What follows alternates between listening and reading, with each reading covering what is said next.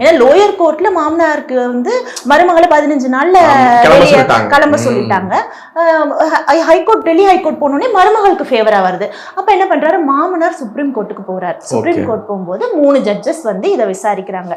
விசாரிக்கும் போது ஜட்ஜஸ் என்ன சொல்றாங்கன்னா, அதாவது இது சுய சம்பாதியத்துல வந்த சொத்தா இல்ல வந்து பரம்பரை சொத்தா இல்ல எல்லாரும் சேர்ந்து சம்பாதிச்சு அந்த பணத்தை எல்லாம் ஷேர் பண்ணி வாங்கின சொத்தா அப்படிங்கறத அனலைஸ் பண்ணக்கூடாது.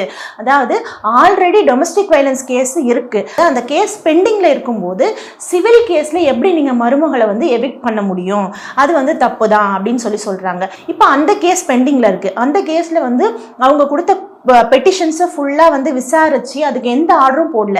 அந்த ஆர்டர் டிஸ்போஸ் ஆகிற வரைக்கும் மருமகளை வந்து அங்கேருந்து எவிக்ட் பண்ணக்கூடாதுன்னு போடும்போது சிவில் சூட்ல வந்துட்டு எப்படி நீங்கள் வந்து 15 நாளில் மருமகளை வந்து எவிக்ட் பண்ணணும்னு சொல்லிட்டு ஆர்டர் பாஸ் பண்ணுறாங்க.